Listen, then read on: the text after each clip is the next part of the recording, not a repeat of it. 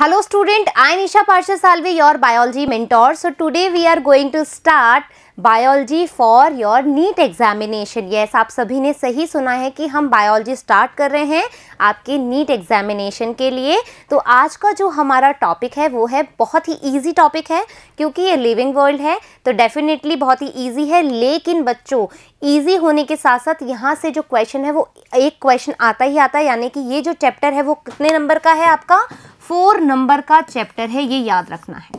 यानी कि scoring marks के लिए क्या है, इजी है। और इजी आपको क्या दे रहा है, 4 नंबर दे करके जा रहा है। तो आपको इसको एवे ही नहीं लेना है। जो जो चीज़ मैं आपको बताऊंगी वो बहुत ही अच्छे से आपको नोट डाउन करनी है और अच्छे से उसका कंसेप्ट जो है क्लियर करना है, राइट। तो चलिए अपन स्टार्ट करते हैं अपना टॉपिक। इसमें हम देखेंगे कि जो लिविंग वर्ल्ड है वो क्या है, लिविंग ऑर्गेनिज्म क्या है, उसी के साथ में हम देखेंगे diversity in the living world, भाई किस तरह की जैव विविधता जो है वो लिविंग वर्ल्ड में पाई जाती है। इसी के अलावा टेक्सोनॉमिक कैटेगरी, जो कि बहुत ही इम्पॉर्टेंट टॉपिक है, ताकि आप कभी भी किसी भी स्पीशीज़, जीनस, फैमिली, ऑर्डर के बारे में जानोगे तो कैसे जानोगे, with the help of taxonomic categories. जब आप अच्छे से देख लोगे तो आपको पता लग जाएगा कि स्पीशीज़ में हम किस तरीके से ऑर्गेनिज्म को रखते हैं, जीनस में क्यों रखते हैं, ऑर्डर में क्यों रखते हैं। इसी के अलावा क्लासिफिकेशन करने के लिए हमें कुछ ऐसे सहायक यंत्रों की ज़रूरत पड़ती है, सहायक टेक्निक्स की ज़रूरत पड़ती है, जिसको हम कहते हैं टेक्सोनॉमिकल एड्स, राइट। सो सबसे पहला जो हमारा क्वेश्चन है वो है बायोलॉजी। आखिरकार बायोलॉजी वर्ड क्या है। तो बच्चों, बायोलॉजी जो है वो 2 शब्दों से मिलकर के बना हुआ है, राइट। और ये कैसा है, ग्रीक वर्ड है। सबसे पहले तो कैसे बना हुआ है, हम बोलेंगे ये है बायोस एंड लॉजी। बायोस जिसमें हम लिविंग की बात करें, और लॉजी का मतलब होता है टू स्टडी, यानी कि विज्ञान की वह शाखा जिसके अंतर्गत हम क्या कर रहे हैं, प्रत्येक प्रकार के जीवन का अध्ययन कर रहे हैं, राइट। क्या हुआ, biology is the science which deals with the study of living organism and their life processes. जो भी लिविंग ऑर्गेनिज्म है और उन्हीं के साथ में उसका मेटाबॉलिज्म हम देख रहे हैं, उनका रिप्रोडक्शन देख रहे हैं, उनका ग्रोथ देख रहे हैं, कैसे उनकी अडेप्शन आ रही है उनमें, वो सब चीज़ें, मतलब ओवरऑल अपन सारी स्टडी जो लिविंग ऑर्गेनिज्म के अकॉर्डिंग कर रहे हैं वो किसके अंतर्गत आती है, हमारी बायोलॉजी के अंतर्गत आती है। अब हमने जान लिया है कि बायोलॉजी क्या है, तो ये बायोलॉजी शब्द जो है वो आया कहाँ से, हम वो देखेंगे। तो बायोलॉजी शब्द है बच्चों वो हमारे 2 साइंटिस्ट ने दिया है, जिनका नाम है लेमार्क एंड ट्रेविरेनस ने। 1802 में इन 2 महान वैज्ञानिकों ने हमें बायोलॉजी शब्द दिया। क्या नाम है इनका, लेमार्क एंड ट्रेविरेनस। और ये किस ईयर में दिया इन्होंने, 1802 में। अब जो बच्चों हमारी बात आ रही है वो आ रही है what is living world. Living world क्या है, तो लिविंग वर्ल्ड क्या है, जो भी हमारे सराउंड्स में है, अबायोटिक फैक्टर हैं या बायोटिक फैक्टर हैं, ये दोनों ही क्या हैं, ये दोनों कुल मिलाकर के हमारे लिए क्या बनाते हैं, हमारा लिविंग वर्ल्ड बनाते हैं। तो world around us comprises all living creature, plants, microorganism that we can not see. अब हम बात करें कि व्हाट इज लिविंग, लिविंग क्या है, तो इसको जानने के लिए हम बोलेंगे,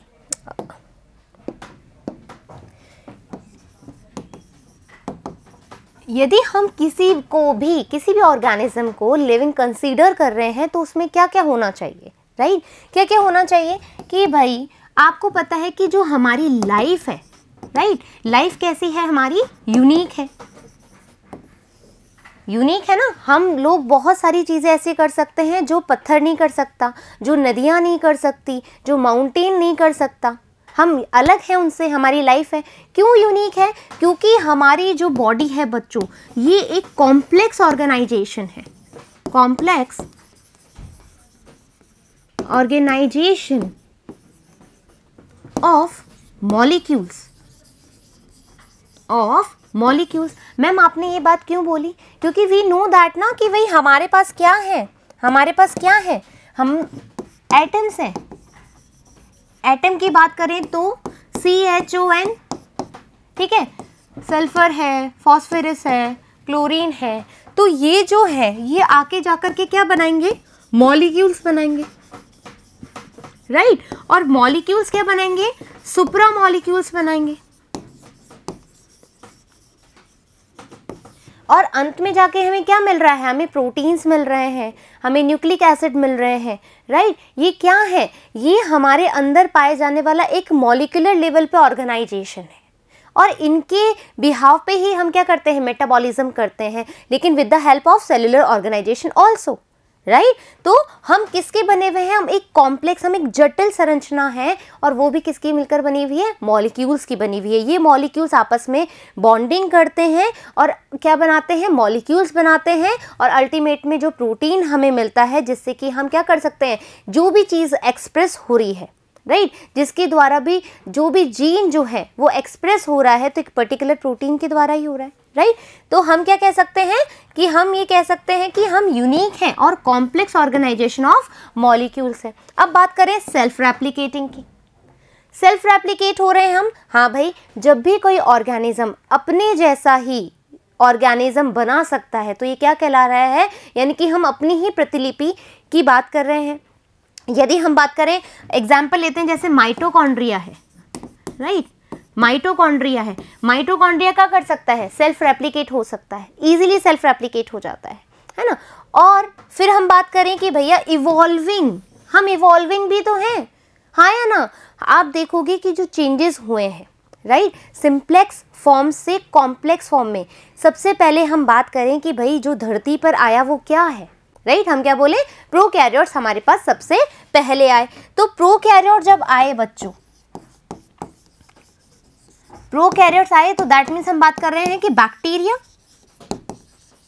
अब बैक्टीरिया से धीरे धीरे एनिमल्स में डेवलपमेंट होने लगा, प्लांट्स में डेवलपमेंट होने लगा, हमारे अंदर डेवलपमेंट होगा, तो हमारे पास क्या आ गया भैया, बैक्टीरिया, एक प्रोकैरियोटिक सेल हमारे पास आई। और जब हम आज की बात करेंगे, आज की इवोल्यूशन की बात करेंगे, तो हमें पता है कि हमारे पास मल्टी सेलुलर ऑर्गेनिज्म है, वो भी कैसा है, वेल डिफाइंड है, राइट। तो हम इवॉल्विंग भी हैं। फिर हम बोलेंगे सेल्फ रेगुलेटिंग।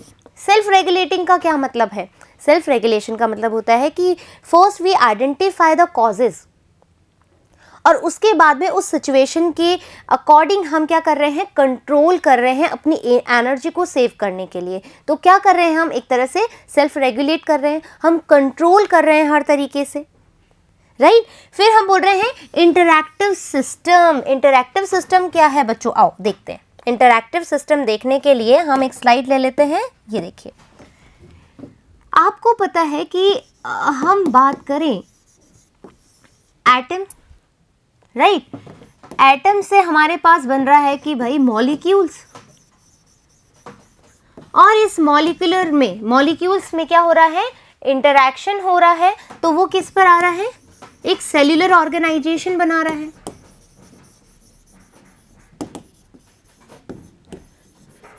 अब सेल्यूलर ऑर्गेनाइजेशन की हम बात करें तो ये किसको रिप्रेजेंट कर रहा है, सेल सिस्टम को। तो यदि हम बायोकेमिस्ट्री के अकॉर्डिंग देखें या केमिस्ट्री के अकॉर्डिंग देखें तो smallest unit is atom. But यदि हम लिविंग बीइंग की बात करें, तो यहाँ पर क्या है, सेल है। क्यों, क्योंकि सेल एग्रीगेट होकर के क्या बना रही है, ये बना रही है हमारा टिश्यू। और हम सेल्यूलर ऑर्गेनाइजेशन की बात करें तो भाई सेल के आधार पर हम कैसे हो सकते हैं, हम यूनिसेल्यूलर, राइट, हम मल्टी सेल्यूलर, और उसी के साथ में हम बात करें असेल्यूलर। यूनिसेल्यूलर में हम बात करें तो आपको पता है बैक्टीरिया यूनिसेल्यूलर है। मल्टी सेल्यूलर की बात करें तो प्लांट है, एनिमल्स है, ह्यूमंस है। असेल्यूलर की बात करें तो वायरस है, राइट। अब सेल ने एक दूसरे से इंटरेक्शन किया और क्या बनाया, टिश्यू बनाया। टिश्यू से हमने क्या बनाया, टिश्यू बना, और टिश्यू से हमने बना लिया ऑर्गन। अब लीवर जो है, ठीक है, जो लिवर है हमारा, उसके बाद में हम बोल रहे हैं कि पूरा एक ऑर्गन सिस्टम है हमारे अंदर, ऑर्गन सिस्टम बना। ऑर्गन सिस्टम से हम कह रहे हैं कि मैम हमारे पास क्या आ गया, एक ऑर्गेनिज्म आ गया है। क्या आ गया है, एक ऑर्गेनिज्म आ गया है, यानी कि एक इंडिविजुअल आया। इंडिविजुअल अब क्या होगा, जिसमें सेम मॉर्फोलॉजिकल कैरेक्टर्स होंगे, फंडामेंटल मॉर्फोलॉजिकल सिमिलैरिटीज जिस इंडिविजुअल्स में पाई जाएंगी उनको हम किस में कैटेगराइज करेंगे, उनको हम करेंगे स्पीशीज में। यानी कि ऑर्गेनिज्म किस में गया है, अब हमारे पास गया है स्पीशीज में, और इस स्पीशीज से हम जाएंगे हमारे पॉपुलेशन में। भाई एक ही तरह की स्पीशीज क्या बना रही है पॉपुलेशन, जैसे ह्यूमन की पॉपुलेशन, जैसे कैट्स की पॉपुलेशन, जैसे डॉग्स की पॉपुलेशन, तो हम क्या कह रहे हैं, इनको एक ही स्पीशीज में रखा। डॉग एक जैसे दिखते हैं तो वो एक स्पीशीज में आ गया। फिर हम बोल रहे हैं कैट्स जो हैं मॉर्फोलॉजिकल सिमिलैरिटीज हैं जो, लेकिन कैट में भी यदि कलर अलग है, उसके कैरेक्टर्स अलग है, तो वो भी एक डिफरेंट स्पीशीज को रिप्रेजेंट करेंगे। आई बात समझ में? तो ऐसा नहीं है, जब अपन कैटेगरीज पढ़ेंगे, टेक्सोनॉमिकल कैटेगरीज पढ़ेंगे, तो हम देखेंगे कि स्पीशीज में हम किसी ऑर्गेनिज्म को कब रखते हैं, हम किसी भी ऑर्गेनिज्म को या स्पीशीज को हम जीनस में कब रखते हैं, जब वो मॉर्फोलॉजिकल एक दूसरे से रिलेटेड होंगे, या स्पीशीज एक दूसरे से रिलेटेड होंगी तो वो जीनस में जाएंगी। Is that clear now? तो हर चीज़ को ऑर्गेनाइज करना according to their similarities, dissimilarities is also है टेक्सोनॉमिकल कैटेगरीज, राइट। तो हमने क्या बनाया, यहाँ पॉपुलेशन बना ली, और पॉपुलेशन के बाद हमने क्या बनाया, कम्युनिटी बना ली। भाई एक कम्युनिटी बन जाएगी, और कम्युनिटी के बाद में क्या आएगा, हमारा इकोसिस्टम, जिसमें हमारे पास बायोटिक और अबायोटिक दोनों फैक्टर्स मौजूद रहते हैं। तो आपने देखा होगा कि यदि हम बात करें कि ऑर्गेनाइजेशन जो हमारा एक ऑर्गेनिज्म बना, यदि उसमें इंटरैक्शन नहीं होता तो क्या जो हमारा ऑर्गन सिस्टम है वो वर्क कर पाता, उसका कोई मीनिंग रह पाता? यदि ऑर्गन सिस्टम में से ऑर्गन ही खराब हो जाए या निकल जाए और वो इंटरैक्ट ना हो, राइट, तो भी कोई मतलब रह जाता। इसी तरीके से टिश्यूज़ में, इसी तरीके से सेल में। तो दैट मीन्स क्या है कि without interaction we are nothing, है ना। फिर इसी को क्या कह रहे हैं हम, सेल्यूलर ऑर्गेनाइजेशन कह रहे हैं। अब हम बात करें कि भाई इवॉल्विंग हो गया, सेल्फ रेगुलेटिंग, इंटरैक्टिव सिस्टम की हमने बात कर ली, ग्रोथ। अब आए हम मेन टॉपिक पे कि ग्रोथ क्या है। देखो बच्चों, ग्रोथ को समझने के लिए यहाँ से क्वेश्चंस भी बहुत अच्छे से आते हैं, और ग्रोथ को समझने के लिए हम देखेंगे कि आखिरकार ग्रोथ जो है एनसीईआरटी की बुक में जो ग्रोथ है उसमें ये दिया गया है कि ये ट्विन कैरेक्टरिस्टिक्स से मिलकर के बनी हुई है। लेकिन इससे पहले एक और बात बोली गई है कि ये इरिवर्सिबल चेंजेस हैं। जो ग्रोथ है वो कैसे हैं, इरिवर्सिबल, यानी कि वो दोबारा से मतलब हम उसमें चेंज नहीं कर सकते, वो वापस से एक ही दिशा में निर्धारित है, दोबारा से पीछे नहीं जा सकते। इनको हम क्या कहेंगे, इरिवर्सिबल कहेंगे। अब जो आपकी एनसीईआरटी की लाइन है बच्चों, आपको बोला है कि ग्रोथ वही है जिसके पास ये दो मेन ट्विन कैरेक्टर हो, राइट। दो ट्विन कैरेक्टर हैं, यही किसको रिप्रेजेंट कर रहे हैं, ग्रोथ को। क्या बोला भाई आपकी बुक में, आपको बोला कि यदि इंक्रीज इन मास हो, इंक्रीज इन मास हो तो वो किसको रिप्रेजेंट कर रहा है, ग्रोथ को। यदि मैं बोल रही हूं कि इंक्रीज इन नंबर हो,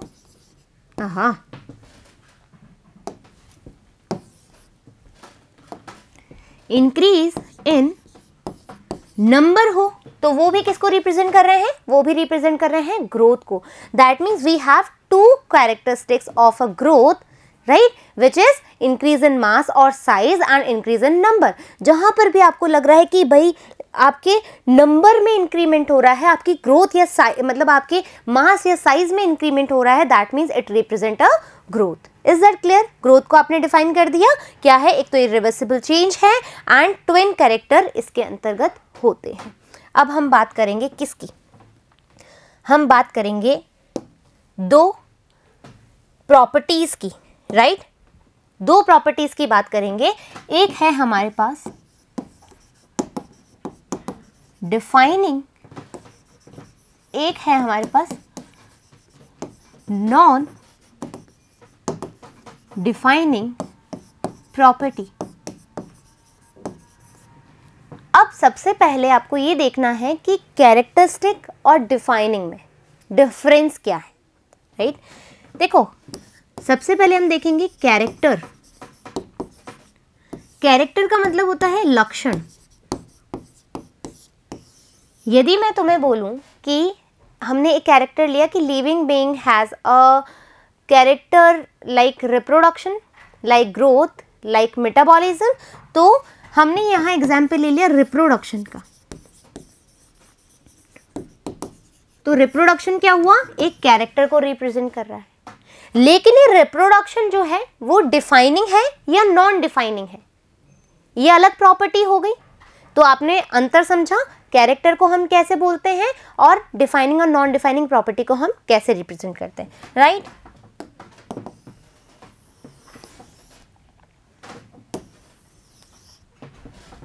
अब देखो डिफाइनिंग एंड नॉन डिफाइनिंग का क्या मीनिंग है। देखो ऐसी प्रॉपर्टी जो कि सिर्फ और सिर्फ लिविंग में मिले, लिविंग बीइंग ओनली, ये वर्ड आपको बहुत अच्छे से याद रखना है। किस में मिल रही है, ओनली लिविंग में। लेकिन ऐसी प्रॉपर्टीज जो कि हमें पता है नॉन लिविंग में भी है और लिविंग में भी है, राइट। यानी कि हमें क्या वर्ड याद रखना है, बोथ। नॉन डिफाइनिंग बोथ में, डिफाइनिंग ओनली, ओनली किस में, ओनली लिविंग बीइंग में, और जो नॉन डिफाइनिंग है बोथ में, यानी कि लिविंग बीइंग में भी मिल रही है और नॉन लिविंग थिंग्स में भी हमें ये प्रॉपर्टी देखने को मिल रही है। अब जो बात आ रही है कि मैम ग्रोथ में हमने ये बात क्यों करी, हमें कैसे पता लगेगा कि ग्रोथ जो है डिफाइनिंग है या नॉन डिफाइनिंग, तो ये आपको ही बताना है। आपने ये अंतर समझ लिया कि जो नॉन डिफाइनिंग है लिविंग एंड नॉन लिविंग में है और जो डिफाइनिंग है वो लिविंग बीइंग में है। अब आपका जो क्वेश्चन है कि ग्रोथ जो है वो कैसी प्रॉपर्टी है, क्या वो डिफाइनिंग है या नॉन डिफाइनिंग है, इसका आंसर आपने खुद ने देखना है कैसे। आइए, हमने यह बोला ट्विन कैरेक्टर्स हैं। अब देखो हमारे पास दो चीजें हैं।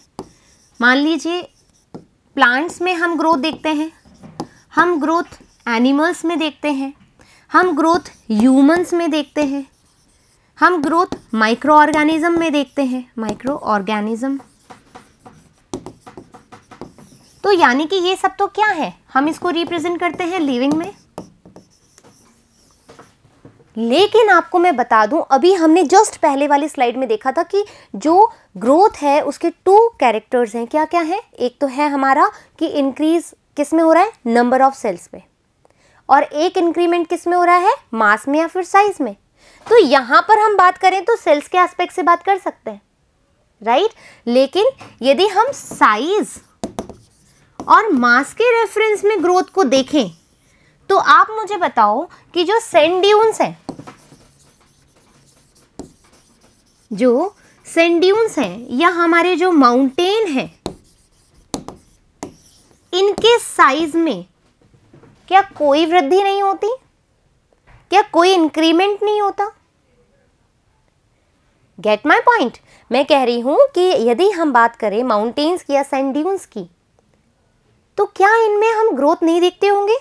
यदि हम इस पैरामीटर को लेकर चलें तो साइज को, आपने देखा है कि सैंड ड्यून जो होते हैं, ये मिट्टी के जो टीले हम जिसको बोलते हैं, इनमें आप देखते हो कि लेयरिंग होती रहती है, धीरे धीरे ये बड़े होते रहते हैं। माउंटेन में भी क्या होता है, उसके मास और साइज में इंक्रीमेंट होता है। That means they also represent the growth. Am I clear? They also represent the growth. अब क्या हुआ, अभी जस्ट मैंने बोला कि डिफाइनिंग प्रॉपर्टी जो सिर्फ लिविंग में मिले, but what about the non defining property. यहां पर तो हम बोथ की बात कर रहे थे ना भाई, लिविंग में भी है नॉन लिविंग में भी है, और यहां पर अपन ने इस चीज को बता भी दिया कि हमें लिविंग में तो मिल ही रहे हैं लेकिन हमें नॉन लिविंग में भी मिल रहे हैं। तो ग्रोथ कैसी प्रॉपर्टी हुई बच्चों, ग्रोथ हुई हमारी नॉन डिफाइनिंग प्रॉपर्टी, राइट। तो मैं ग्रोथ को क्या बोल सकती हूँ, ग्रोथ हमारी कैसी है, आ जाओ इधर लिखेंगे अपन यहाँ पे, ठीक है। फर्स्ट इरिवर्सिबल चेंज, दूसरा ट्विन कैरेक्टर, तीसरा क्या है, ये एक नॉन डिफाइनिंग प्रॉपर्टी। भाई क्या कर रहे हो तुम, है ना, कैसी है ये, नॉन डिफाइनिंग है, नॉन डिफाइनिंग प्रॉपर्टी है। अब क्या होगा, अब एक और कैरेक्टर हम देखेंगे, आ जाओ, ये लो। फिर हमने बोला कि जो हमारी ग्रोथ है ये क्या है, रिजल्ट ऑफ सक्सेसिव मेटाबॉलिज्म।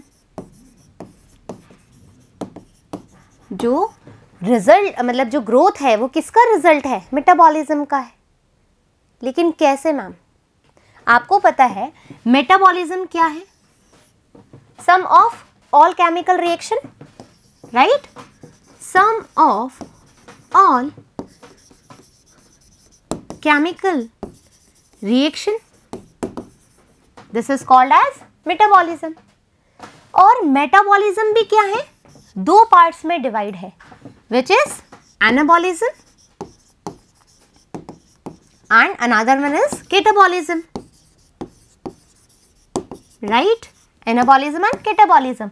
अब देखो हमें सबसे पहले तो ये दो वर्ड है इसको सीखना होगा, सीखना इन द सेंस समझना होगा। यदि समझ गए तो दैट मीन्स अपने आप आ गया। एनाबॉलिज्म एंड कैटाबॉलिज्म ये एक किस तरीके का है, ये है हमारा एक ब्रेकअप एंड पैचअप वाला, राइट भाई, ब्रेकअप एंड पैचअप तो याद रख सकते हो। हाँ, कैटाबॉलिज्म देखो, कैटाबॉलिज्म से हम बात कर रहे हैं, यदि हम शब्द निकालें तो हम बोल सकते हैं यहाँ पर कुछ ना कुछ डिस्कनेक्ट हो रहा है, कट हो रहा है, राइट, यानी कि कट हो रहा है तो हम बोल सकते हैं कि ब्रेक डाउन हो रहा है कुछ ना कुछ। जब भी हमारा क्या होगा, हमारा ब्रेकअप होगा तो हम अंदर से टूटेंगे, राइट, हम टूटेंगे। इसका मतलब मैंने क्या बोला कि यहाँ पर जो मॉलिक्यूल है वो स्मॉल यूनिट में टूट रहे हैं, कट हो रहे हैं, टूट रहे हैं, ब्रेक हो रहे हैं। एक मॉलिक्यूल जो है स्मॉल यूनिट में तब्दील हो रहा है, उसका ब्रेक डाउन हो गया है, वो रो रहा है, तो इस कंडीशन को हम क्या बोलेंगे, कैटाबॉलिज्म, राइट। अब आई एनाबॉलिज्म। एनाबॉलिज्म को हम बोलते हैं सिंथेसिस यानी कि आपका पैचअप हो रहा है, आप किसी से मिल रहे हो, है ना, आप जुड़ रहे हो, एड ऑन हो रहा है। देखो ए इंडिकेट करता है ऐड करने को, कुछ जुड़ रहा है। क्या जुड़ रहा है, जब स्मॉल यूनिट जुड़ रही है और वो एक क्या बना रही है, एक मॉलिक्यूल। हम नहीं कहते तुम और हम, ठीक है, मतलब तू और मैं क्या बना रहे हैं, हम बना रहे हैं। तो यहाँ पर एनाबॉलिज्म में क्या हो रहा है, सिंथेसिस, स्मॉल यूनिट्स क्या मिल रहे हैं, हम बना रहे हैं, यानी एक मॉलिक्यूल बना रहे हैं। तो जो मेटाबॉलिज्म है उसमें दो प्रोसेस होते हैं, एक होता है एनाबॉलिज्म, एक होता है कैटाबॉलिज्म। एनाबॉलिज्म यानी कि वी ऐड समथिंग, राइट, यानी स्मॉल यूनिट्स मिलकर के एक मॉलिक्यूल बना रहे हैं। वहां पर यहाँ पर क्या हो रहा है, यहाँ पर आपके पास एक न्यू मॉलिक्यूल बन रहा है, यानी कि आपका यहाँ पैचअप हो रहा है। लेकिन व्हाट अबाउट द कैटाबॉलिज्म, यहाँ ब्रेक डाउन हो रहा है, एनर्जी का ब्रेक डाउन हो रहा है। अब देखो मेरे प्यारे बच्चों, जब कोई चीज़ टूटती है तो यहाँ पर क्या होगी, एनर्जी रिलीज होगी। अब ये कैसे याद करोगे कि ये एंडरगोनिक है या एक्सर्गोनिक है ना। अब ब्रेक डाउन होगा तो आप अंदर से टूट जाते हो ना, आपकी एनर्जी डाउन हो जाती है, आपको पता ही नहीं लगता कि आप क्या करने वाले हो। तो यहाँ पर एनर्जी रिलीज होगी। तो इसका एग्जाम्पल हम ले सकते हैं ग्लूकोज ऑक्सीडेशन से। भाई ग्लूकोज का ऑक्सीडेशन होता है तभी तो हमें एनर्जी मिलती है, एटीपी का फॉर्म होता है। Is that clear? तो आप इससे याद रख सकते हो। फिर हम बात करेंगे एनाबॉलिज्म में। एनाबॉलिज्म में हम बोल रहे हैं सिंथेसिस हो रहा है। जब भी कोई चीज़, जैसे तुम किसी से पैचअप करने जाते हो, तुम्हारी एनर्जी लगती है, तो यहाँ पर हमें नीड एनर्जी, हमें यहाँ पर एनर्जी का रिक्वायरमेंट होगा। ये तो कहानी थी किसकी, एनाबॉलिज्म और कैटाबॉलिज्म और मेटाबॉलिज्म की। बट हमें किसके एस्पेक्ट में बात करनी है, हमें बात करनी है रिजल्ट ऑफ सक्सेसिव मेटाबॉलिज्म। इसके बारे में क्या कहना है मैम आपका? तो आइए कहते हैं। हमने बोला कि ये मेटाबॉलिज्म की बात हो रही है। अब तुम्हें जवाब देना है बच्चों, तुम्हें जवाब देना है कि क्या होगा। हमारे पास है एनाबॉलिज्म, ठीक है, एनाबॉलिज्म यानी कि पैचअप, यानी कि हम बात करें तो सिंथेसाइज समथिंग या सिंथेसिस, राइट। फिर हम बोल रहे हैं कैटाबॉलिज्म। यहां पर मैं लिख देती हूं कट, याद रहेगा तुम्हें, और यहां पे मैं लिख देती हूं ऐड। यहां पर हम बोल रहे हैं ब्रेक डाउन, ये लो ब्रेक डाउन। अब मुझे तुम बताओ, ठीक है, हम तो बोल रहे हैं कि रिजल्ट ऑफ सक्सेसिव मेटाबॉलिज्म है, तो यदि मैं बोलूं कि A इक्वल्स टू C, क्या इस कंडीशन पे कि जब कोई चीज बन रही है और उतनी टूट रही है, जब कोई चीज बन रही है और वो उतनी ही टूट रही है, तो वहां पर कोई ग्रोथ दिखेगी क्या तुम्हें? क्या इस कंडीशन में ग्रोथ होगी? एक सिचुएशन। दूसरी सिचुएशन हम बोले कि एनाबॉलिज्म से ज्यादा कैटाबॉलिज्म हो रहा है, मतलब चीजें बनने से ज्यादा चीजें टूट रही है, चीजें बनने से ज्यादा चीजें बिगड़ रही है, तो वहां पर कोई ग्रोथ देखोगे तुम?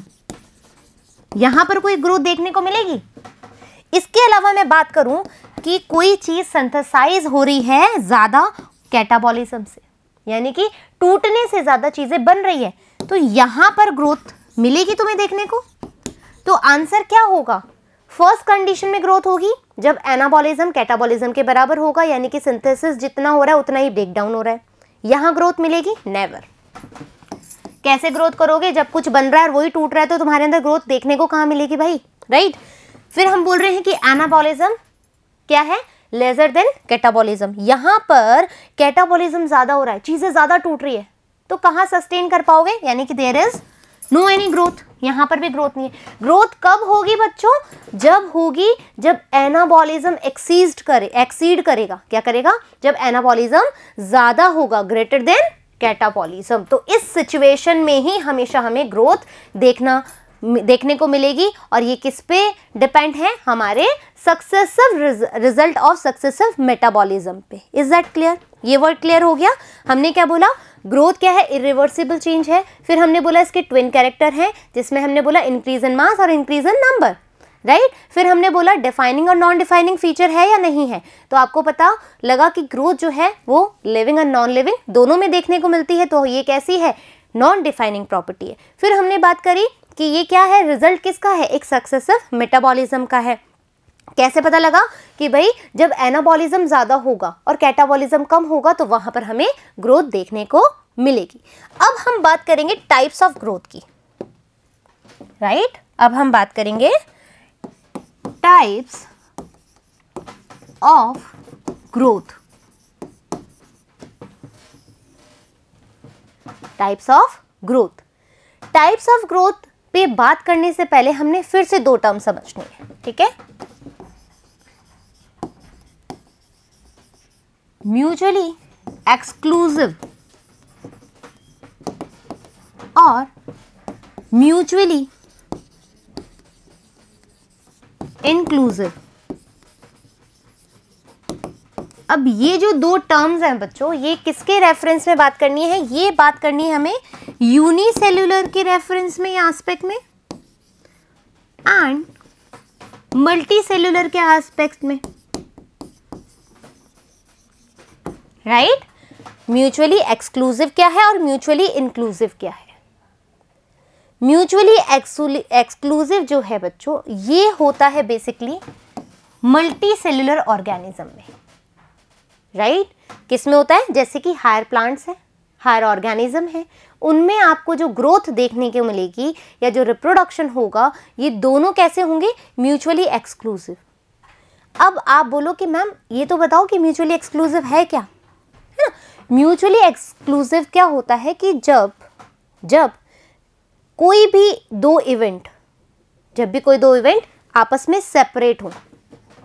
हम डिफाइन करेंगे वापस से, आ जाओ। म्यूचुअली एक्सक्लूसिव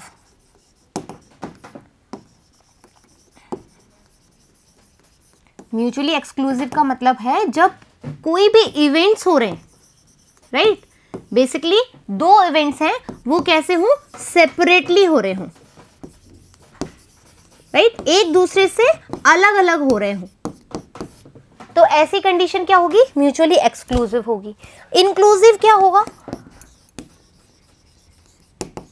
इंक्लूसिव क्या होगा? जब कोई दो इवेंट्स, जब कोई दो इवेंट्स साइमल्टेनियसली चल रहे हो, साइमल्टेनियसली चल रहे हो यानी कि एक साथ जब दो इवेंट्स हो रहे हो, यानी कि हम बात कर रहे हैं कि दो अलग अलग कार्यक्रम या दो अलग अलग इवेंट एक साथ देखने को मिले तो वो म्यूचुअली इंक्लूसिव होगा। और एक्सक्लूसिव, देखो एक्सक्लूसिव यानी कि तुम्हें लग रहा है ना कि अलग अलग सी फीलिंग आ रही हो, जैसे सेपरेट हो रहे हो दोनों इवेंट, एक इवेंट अलग चल रहा है, एक इवेंट अलग चल रहा है, ऐसी कंडीशन क्या होगी? Mutually exclusive. अब आ जाओ आपसे क्वेश्चन पूछने की बारी। हम बात कर रहे हैं यहाँ पे ग्रोथ एंड रिप्रोडक्शन के एस्पेक्ट में। रिप्रोडक्शन हालांकि हम पढ़ेंगे, बट अभी यहाँ पर चीजें हमने देखने, देखो ग्रोथ और रिप्रोडक्शन क्या है? दो इवेंट्स है, राइट? क्या है? दो इवेंट्स है, ग्रोथ और रिप्रोडक्शन। अब हम बात करें कि जो म्यूचुअली इंक्लूसिव वाली फीचर है वो किस में देखने को मिलता है? हमें मिलता है यूनिसेल्यूलर में। और जो म्यूचुअली एक्सक्लूसिव है वो देखने को मिलता है मल्टीसेल्यूलर में। क्यों मैम? बच्चों, ग्रोथ और रिप्रोडक्शन को हम देखें तो क्या मल्टीसेल्यूलर ऑर्गेनिज्म में तुम्हें ग्रोथ और तुम्हें रिप्रोडक्शन एक साथ देखने को मिल रहा है? क्या तुम्हारे हैंड में ग्रोथ हो रही है और तुम रिप्रोड्यूस भी कर पा रहे हो? ऐसा साथ साथ कुछ चल रहा है? नहीं, है ना? तो ऐसी चीज़ें, यानी कि जो भी आपकी बुक में लिखा हुआ है एनसीईआरटी में कि इन हायर प्लांट और एनिमल्स में या हायर ऑर्गेनिज्म में जो कंडीशन होगी ग्रोथ एंड रिप्रोडक्शन की, वो कैसी होगी? म्यूचुअली एक्सक्लूसिव होगी, यानी कि ग्रोथ अलग चल रही है और रिप्रोडक्शन अलग चल रहा है। लेकिन यूनिसेल्यूलर में हम क्यों बोल रहे हैं कि ये इंक्लूसिव इवेंट है? आ जाओ देखो, यूनिसेल्यूलर का एग्जाम्पल ले लो तुम। Bacteria, right? बैक्टीरिया है, ये लो बैक्टीरिया बना दिया। इसके अंदर हम क्या बोल रहे हैं कि सेल जो है डिवाइड कर रही है, राइट? ये तो पता ही ना ग्रोथ कैसे होती है, जब सेल डिवाइड करती है। इज दैट क्लियर ना? सेल डिवाइड हो रही है यानी कि ये हुआ सेल, ये बैक्टीरिया है, इसकी सेल ने डिवाइड किया और दो डॉटर सेल बना ली। ये क्या हो गया? क्या हो गया? अरे मैम, यहां तो ग्रोथ चल रही थी लेकिन मेरे को लगा कि दो डॉटर सेल बोल रहे हो आप, यानी कि इसने तो रिप्रोडक्शन भी कर लिया, ये तो रिप्रोड्यूस भी हो गया। तो ऐसे इवेंट्स बच्चों जहां पर रिप्रोडक्शन और ग्रोथ एक साथ चल रहे हो, ये तो ग्रोथ करने जा रहा था, सेल डिवाइड हो रही थी ग्रोथ करने के लिए, लेकिन हमें क्या मिल गए? टू डॉटर सेल, यानी कि इसकी ग्रोथ ही इसका रिप्रोडक्शन है। हाँ बिल्कुल, इसका ग्रोथ एंड रिप्रोडक्शन सेम है, यानी कि साइमल्टेनियसली चल रहे हैं एक साथ। ग्रोथ कर रहा था, रिप्रोडक्शन हो गया, दो डॉटर सेल बन गई अलग अलग। तो यानी कि इसके इंक्रीमेंट ऑफ सेल हम किसको रिप्रेजेंट करते हैं? As a growth, right? तो जब सेल डिवाइड हो करके ग्रोथ भी रिप्रेजेंट कर रही थी और यहां पर दो डॉटर सेल बनी तो रिप्रोडक्शन भी हो गया। तो ऐसा इवेंट जहां पर दो एक्टिविटी या दो इवेंट एक साथ चले, ऐसी कंडीशन क्या कहलाती है? Mutually inclusive. Is that clear? तो हमने यहाँ पर क्या कहा कि जो मल्टी सेलुलर ऑर्गेनिज्म है मैडम, वो कैसे होंगे? म्यूचुअली एक्सक्लूसिव होंगे। लेकिन in case of unicellular organism जहाँ पर म्यूचुअली इंक्लूसिव होंगे, क्योंकि रिप्रोडक्शन एंड ग्रोथ कैसी चल रही है? एक साथ ही चल रहा है, और ये आपके एनसीईआरटी में साफ साफ लिखा हुआ है। Is that clear? अब हम बात करेंगे किसकी? टाइप्स ऑफ ग्रोथ देख रहे थे अपन, राइट? कहाँ गया अपना types of growth? Types of growth, है ना? अब ये मैं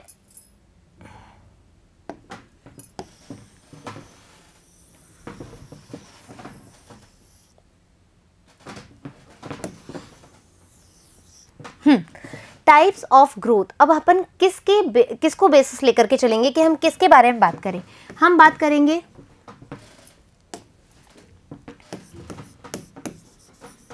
प्लांट्स में, हम बात करेंगे एनिमल्स में, हम बात करेंगे यूनिसेल्यूलर में, हम बात करेंगे नॉन लिविंग थिंग में। क्यों? क्योंकि ये नॉन डिफाइनिंग प्रॉपर्टी है, राइट? हम इसी के बेसिस पे तो टाइप्स ऑफ ग्रोथ पढ़ सकते हैं। यदि ग्रोथ सरफेस के अकॉर्डिंग देखें अपन, on the basis of surface, तो ग्रोथ कैसी हो सकती है, राइट। तो ये 2 टाइप्स की हो सकती है। कैसे कैसे हो सकती है? एक होती है एक्सट्रिंसिक और एक ग्रोथ होती है हमारी इंट्रिंसिक। इंट्रिंसिक, देखो यहां पे नाम से ही पता लग रहा है, extrinsic that means external surface, right. Intrinsic that means inside the body, inside the body, right. Intrinsic that means inside the body, extrinsic यानी कि एक्सटर्नल सरफेस पे, बाहर की तरफ हो रहा है। तो अब खुद मुझे बताओ, ठीक है, एक बार सोचो कि हमने यहाँ पर ग्रोथ के किस किस में हमने ग्रोथ देखनी है, नॉन लिविंग में, है ना, यूनिसेल्युलर में, एनिमल्स में, प्लांट्स में, कैसे ग्रोथ हो रही है। तो हम बात कर सकते हैं कि प्लांट्स, एनिमल्स और यूनिसेल्युलर में जो ग्रोथ है वो एक्सट्रिंसिक है कि इंट्रिंसिक है। तो आप बोलोगे कि मैम इंट्रिंसिक है, लेकिन नॉन लिविंग थिंग है, नॉन लिविंग थिंग है तो इसमें जो ग्रोथ होगी वो कैसी होगी, एक्सट्रिंसिक होगी। क्यों? क्योंकि बाहर से, जैसे सैंड ड्यून्स का हमने एग्जाम्पल लिया था, माउंटेन्स का हमने एग्जाम्पल लिया था कि सरफेस पे हो रही है ना ग्रोथ, लेयर्स बन रही है बाहर की तरफ, राइट। तो वो कौन सी ग्रोथ होगी, एक्सट्रिंसिक ग्रोथ। इंट्रिंसिक अंदर से ग्रोथ हो रही है, राइट। जैसे एनिमल सेल्स में अंदर ग्रोथ हो रही है, हम बोल रहे हैं यूनिसेल्युलर में भी अंदर तो मेटाबॉलिज्म हो रहा है, अंदर ग्रोथ हो रही है, और मेटाबॉलिज्म का क्या रिजल्ट है, ग्रोथ ही तो बता रहे हैं। इज दैट क्लियर कि ग्रोथ को हम यदि सरफेस के बिहाफ पे बात करें तो it has 2 type, one is extrinsic and another one is intrinsic. Is that clear? चलो अब हम ग्रोथ को और तरीके से भी देखते हैं। यदि बच्चों हम बात करें on the basis of metabolism result, ठीक है, यदि हम मेटाबॉलिज्म की बात करें, मेटाबॉलिज्म, तो जो सबस्टांसेस हैं वो 2 तरीके से ग्रोथ करेंगे, ठीक है। ये सबस्टांसेस कैसे हो सकते हैं, एपोप्लाज्मिक और दूसरा होता है हमारा प्रोटोप्लाज्मिक,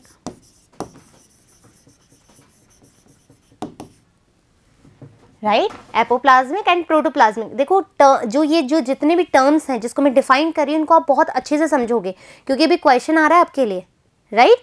तो एपोप्लाज्मिक, एपो मीन्स होता है अवे, किससे, away from protoplasm, away from protoplasm.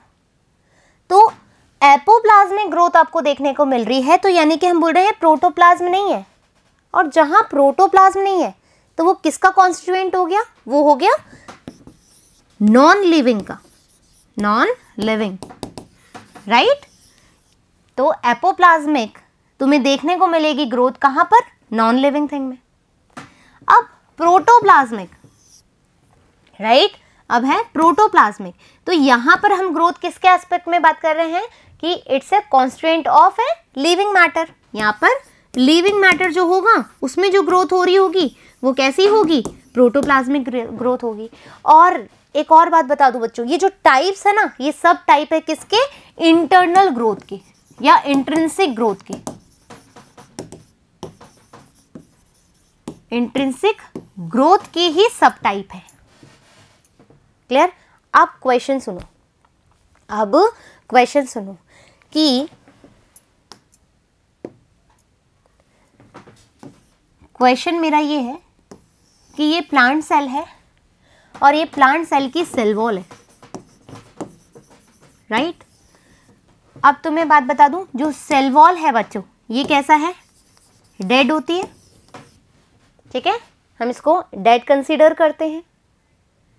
अब मुझे बताओ कि सेल वॉल में जो ग्रोथ का टाइप है वो कैसा होगा, ठीक है। सबसे पहले तो इंट्रिंसिक होगा, इंट्रिंसिक, ठीक है, और या फिर एक्सट्रिंसिक होगा।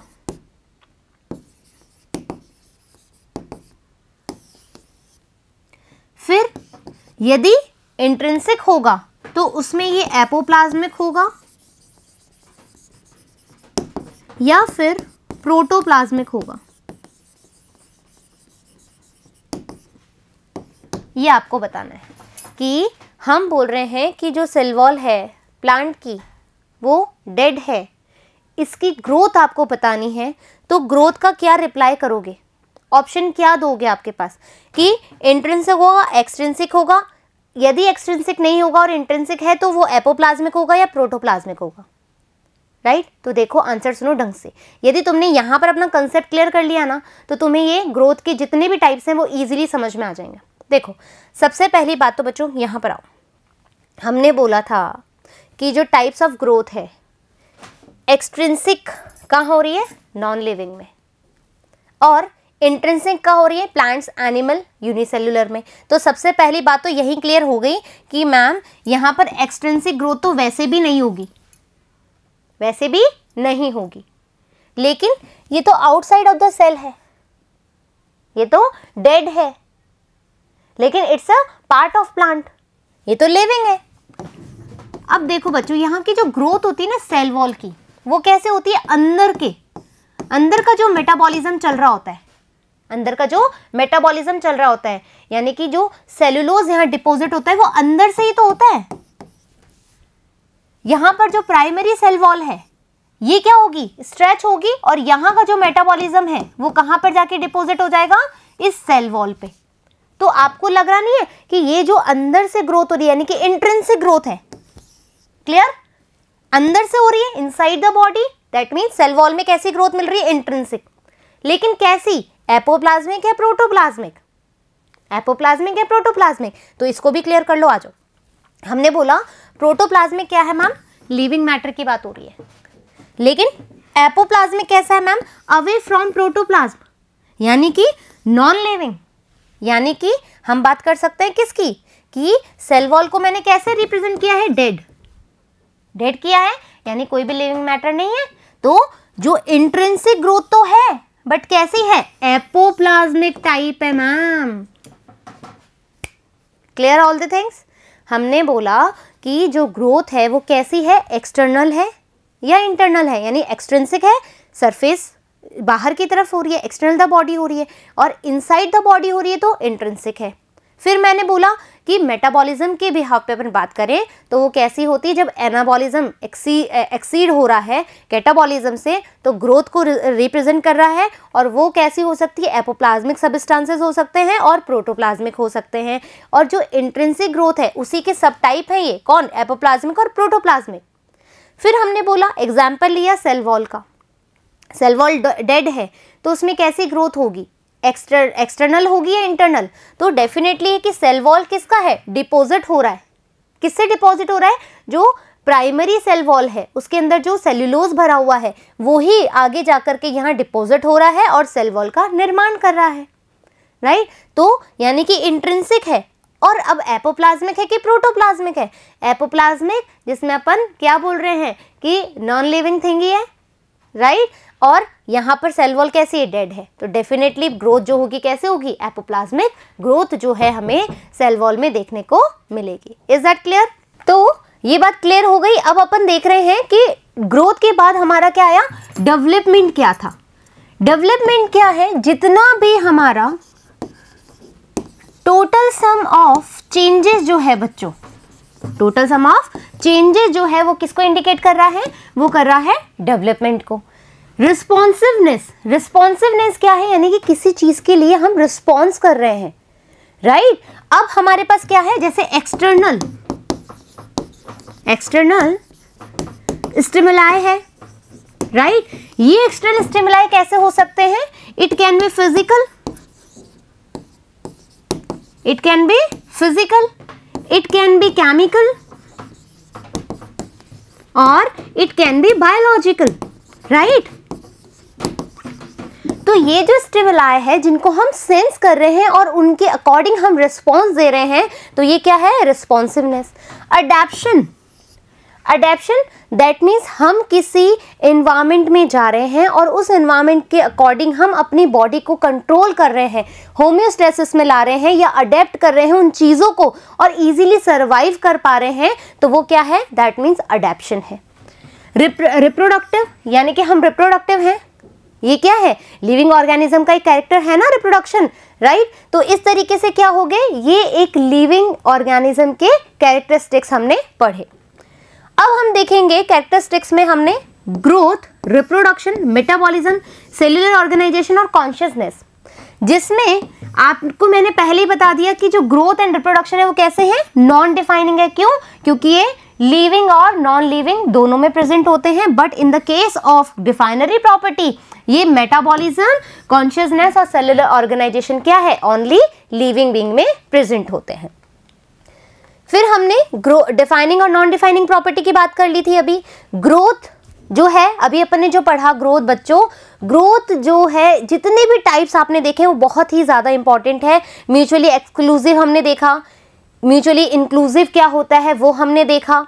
फिर इसके बाद में टाइप्स ऑफ ग्रोथ में हमने पढ़ लिया एक्सट्रिंसिक क्या होता है और इंट्रिंसिक ग्रोथ क्या होता है, और साथ में एपोप्लाज्मिक और प्रोटोप्लाज्मिक ग्रोथ के बारे में भी हमने पढ़ लिया। अब देखते हैं क्या है ग्रोथ के और भी टाइप है, क्या, डिटरमिनेंट और इनडिटरमिनेंट, राइट। अब देखो हम बात करें प्लांट्स में और हम बात कर रहे हैं एनिमल्स में,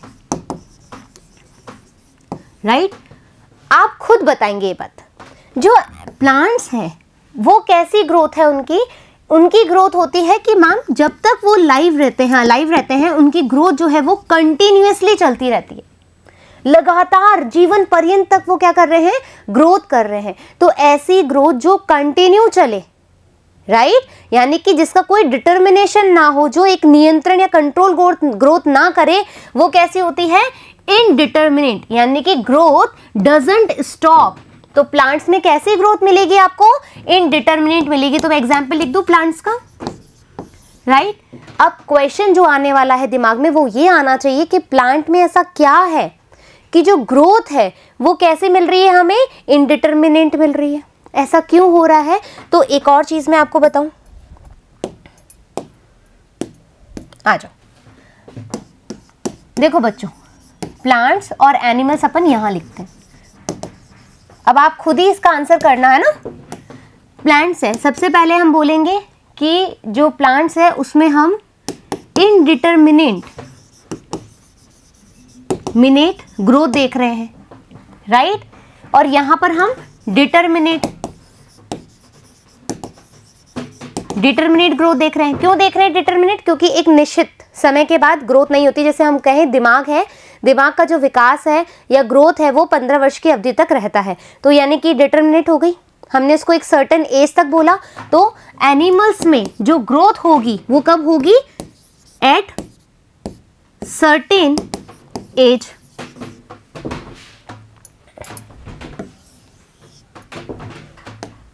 at certain age, right, certain age तक ही हम क्या कर रहे हैं, एनिमल्स में ग्रोथ हो रही है। But indeterminate in plants because of, यहां पर हम बोल रहे हैं कि जो ग्रोथ है वो कॉन्टिन्यूअसली हो रही है। कैसी हो रही है, कॉन्टिन्यूअसली ग्रोथ हो रही है। अब रीजन क्या है ऐसा कि हमारी ग्रोथ तो मैम रुक गई, लेकिन प्लांट में ऐसा क्या है कि ग्रोथ ही नहीं रुक रही। तो यहां पर बच्चों ये काम है एक टिश्यू का, और वो टिश्यू कौन सा है, वो है हमारा मेरिस्टेम, राइट। ये मेरिस्टेम टिश्यू है जो कहां पर पाया जाता है आपका, ये पाया जाता है इलोंगेशन, ठीक है, ये इलोंगेशन करता है। इसके बाद क्या हो रहा है, मेरिस्टेम ऐसे टिश्यूज हैं जहां पर विभाजन होता रहता है और ग्रोथ कंटिन्यूअसली चलती रहती है। तो एक बात बताओ, प्लांट जो है वो हर जगह से बढ़ता है क्या, ऐसा तो नहीं है ना, ग्रोथ भी उसमें अलग अलग तरीके से होती है। तो जहां पर बच्चों मेरिस्टेम टिश्यू होगा, क्वेश्चन इस लाइन को जल्दी से ढंग से सुनना, जहां पर जो मेरिस्टेम प्रेजेंट होगा वहीं पर ही ग्रोथ कैसी होगी, कंटिन्यूअसली ग्रोथ होगी। तो इसका मतलब क्या हो गया, जो प्लांट्स में ग्रोथ है वो कैसी हो गई, वो हो गई लोकलाइज्ड। कैसी ग्रोथ हो गई, लोकलाइज ग्रोथ हो गई, यानी एक पर्टिकुलर क्षेत्र में, एक पर्टिकुलर एरिया में ही वो ग्रोथ आपको देखने को मिलेगी due to the meristem tissue. तो यानी कि वो ग्रोथ कैसी हुई, इनडिटरमिनेट तो है बट वो लोकलाइज्ड भी है। इन केस ऑफ एनिमल्स जो ग्रोथ है वो डिफ्यूज्ड ग्रोथ होती है। कैसी ग्रोथ होती है, डिफ्यूज्ड ग्रोथ। मैम इसका क्या मतलब है, डिफ्यूज्ड ग्रोथ का मतलब होता है कि आप देख रहे हो कि आपका हाथ जो है, ऐसा तो है नहीं कि ये हाथ पूरा बन गया और ये हाथ आधे में रह गया कि मैं बाद में बनूंगा, ऐसा तो नहीं है। मतलब जहां जहां ग्रोथ का रिक्वायरमेंट है, जितना रिक्वायरमेंट है वहां पर उतनी ग्रोथ हो रही है, इस तरह की ग्रोथ को हम क्या कहते हैं, डिफ्यूज्ड ग्रोथ कहते हैं। और जो पर्टिकुलर एरिया में ही मैस्मेटिक टिश्यू की वजह से ग्रोथ हो रही है वो कैसी है, लोकलाइज्ड ग्रोथ है। तो इन प्लांट्स इनडिटरमिनेट, यानी कि जो ग्रोथ कभी स्टॉप ना हो। एनिमल्स में डिटरमिनेट ग्रोथ है, जिसमें कि हम बोल रहे हैं कि हाँ एक समय बाद ये स्टॉप हो जाएगी एट अ सर्टेन एज। फिर हम बोल रहे हैं कि डिफ्यूज्ड होती है एरिया वाइज और ये लोकलाइज्ड होती है। डन, ये क्लियर, डिटरमिनेट और इनडिटरमिनेट। अब आ जाइए, ग्रोथ कैसी हो सकती है, इंट्यूससेप्शन और अपोजिशन या फिर एक्रेशन। ये वर्ड्स भी आपके नीट के एग्जामिनेशन में पूछ चुके हैं। देखो, इंट्यूससेप्शन नाम से ही समझ में आ रहा है कि हम यहां पर कुछ ऐसा कह रहे हैं कि इनसाइड द बॉडी, है ना, हम क्या कह रहे हैं कि ये बॉडी के अंदर की बात हो रही है, इनसाइड द बॉडी। तो deposition of new particles among the existing particle of the wall, यानी कि इंट्यूससेप्शन में हम सेल वॉल की ग्रोथ को ले सकते हैं, राइट। दूसरी बात हम ले सकते हैं जो कनेक्टिव फाइबर्स होते हैं, अपने कनेक्टिव फाइबर जो होते हैं उसमें भी कैसी ग्रोथ देखी जाती है, इंट्यूससेप्शन। क्यों? क्योंकि इंटरनल जो पुरानी सेल्स हैं बच्चों, पुरानी जो सेल्स हैं उसी की डिपोजिशन से नई सेल बन रही है। तो मैंने आपको बताया था अभी कुछ टाइम पहले ही कि जो हमारी ये सेल वॉल है, अंदर से प्राइमरी जो सेल है, प्राइमरी सेल वॉल है, उसी का जो मटेरियल है वो यहाँ डिपोजिट हो रहा है, वो क्या बना रहा है, सेल वॉल बना रहा है। एम आई राइट? तो दैट मीन्स क्या हुआ, यदि वो सेल वॉल बन रही है तो वो पुरानी एग्जिस्टिंग सेल से ही तो न्यू सेल बन रही है। तो ऐसी कंडीशन को हम क्या कर रहे हैं, ऐसी ग्रोथ किसको दिखा रही है, इंट्यूससेप्शन को। Is that clear? There is no any confusion. अब आते हैं अपोजिशन या फिर एक्रेशन। एक्रेशन यानी कि सरफेस पर कोई ग्रोथ हो रही हो, राइट, सरफेस पे ग्रोथ हो रही है तो हम बोल सकते हैं सैंड ड्यून्स। यहां पर होगा एक्रेशन का मतलब होता है accumulation of particles on the surface, right. मतलब जो पार्टिकल्स का अक्यूमुलेशन हो रहा है वो कैसे हो रहा है, सरफेस पे। माउंटेन बन रहा है, लेयरिंग हो रही है, सरफेस पे हो रही है। सैंड ड्यून्स बन रहे हैं, लेयरिंग हो रही है, सरफेस पे हो रही है, अंदर से तो नहीं हो रही।